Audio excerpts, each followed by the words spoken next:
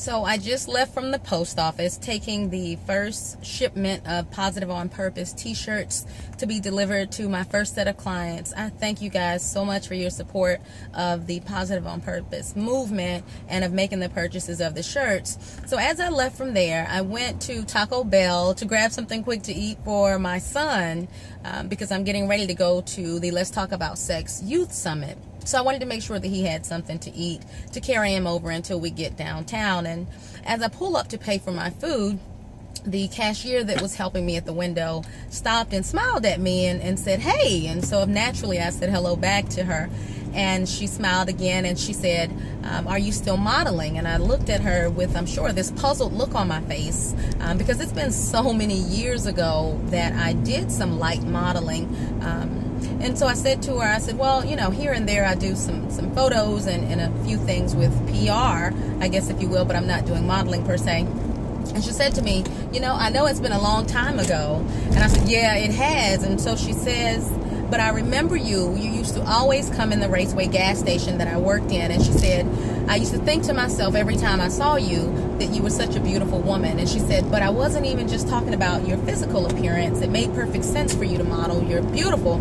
But she said to me that there weren't many people that came into the store that treated her with the same kindness that I extended whenever I would come in to make a purchase. And, you know, that really blessed my heart. It made me feel good because at the end of the day, whether I'm talking about Positive on Purpose, enhanced career services, ministry, whatever the case may be, my ultimate goal is not to be just a pretty face. Pretty faces come a dime a dozen. I want to be sure that I have a pretty heart. So whenever I hear a humbling compliment like that from someone, it just encourages me to continue being true to who I am and continuing to treat people the way that I want to be treated. It's very simple to extend kindness. Just consider yourself to be in their shoes and how would you want to be treated? So many times we see beautiful people with ugly spirits. It doesn't matter how attractive you are. It doesn't matter how anointed or gifted you are. It doesn't matter how much money you have. What matters is how we treat one another. Do we extend love to one another the same way that Christ extended love to us when he gave his life for us? So it's just always an interesting thing for me when I get a chance to meet people that I've met over the years.